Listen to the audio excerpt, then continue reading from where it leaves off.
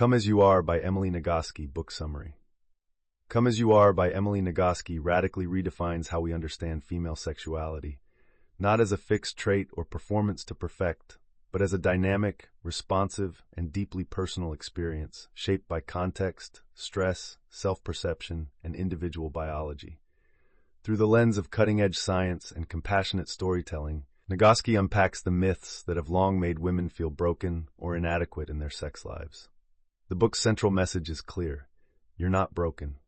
By understanding how your sexual accelerators and brakes work, embracing your unique patterns of desire, and cultivating self-compassion, you can build a more fulfilling, empowered, and joyful relationship with your body and your sexuality.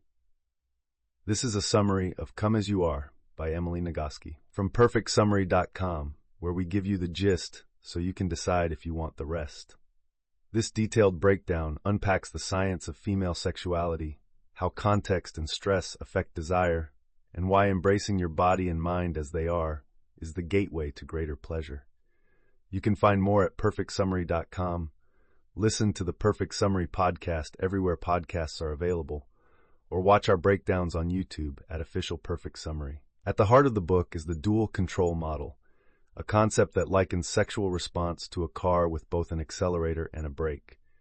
While most cultural narratives focus solely on the things that turn women on, Nagoski points out that understanding what hits the brakes is equally, if not more, important. Stress, body image issues, past trauma, social messaging, and internalized shame can all press the brakes hard enough to make desire vanish entirely. This insight alone frees many women from years of guilt and confusion over not wanting it enough. Nagoski also emphasizes that context is everything when it comes to sexual desire. Whether someone feels safe, connected, and valued plays a significant role in whether they feel desire. Unlike spontaneous desire, which is often portrayed in media as a sudden, uncontrollable urge, responsive desire, which develops in response to arousal or emotional connection, is actually more common, especially in long-term relationships. This reframe is a game changer for women who have felt broken because they didn't fit the Hollywood version of arousal. A recurring theme in the book is that variability is normal. There's no one-size-fits-all libido. Everyone's sexual response patterns are different, and what works for one woman may not work for another, or even for the same woman at different times in her life. The idea of normal is thrown out entirely in favor of self-awareness and self-acceptance. Nagoski reminds us that understanding your own unique sexual fingerprint is far more empowering than chasing someone else's idea of ideal. Another transformative concept Nagoski explores is stress and the stress cycle.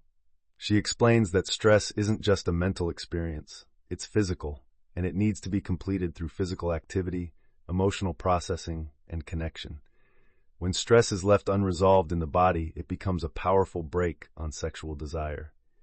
Nagoski offers simple but effective techniques for completing the stress cycle, including movement, laughter, creative expression, and affectionate connection. Equally important is the chapter on self-compassion. Research shows that women who treat themselves with kindness are more resilient, more sexually satisfied, and more emotionally grounded. Nagoski introduces readers to the power of saying, "This is a moment of suffering. Suffering is part of being human. May I be kind to myself in this moment." This practice is a counterweight to the toxic perfectionism that often seeps into sex and body image. The book also tackles body image and pleasure, showing that how women feel about their bodies directly impacts how much pleasure they experience in their bodies.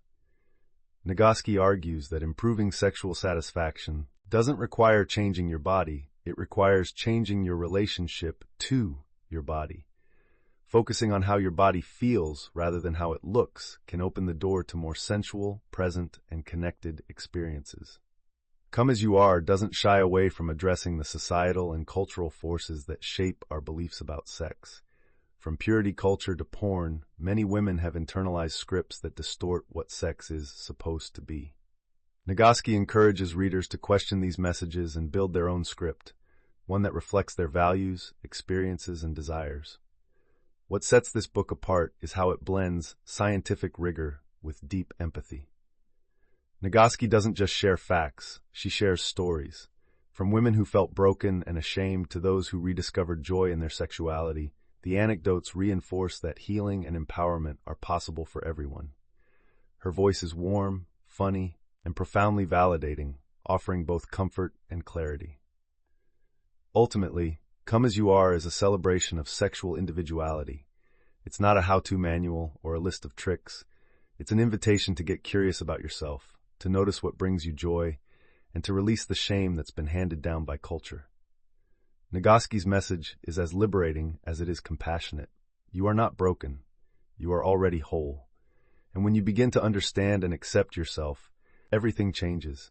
Check the description to explore the full book and dive deeper into its ideas. Thanks for spending time with us today. This has been a summary of Come As You Are by Emily Nagoski, brought to you by PerfectSummary.com, your go-to for in-depth book breakdowns, thoughtful podcast recaps, and engaging video content. Be sure to listen to the Perfect Summary podcast on all major platforms and check out our video summaries on YouTube at Official Perfect Summary.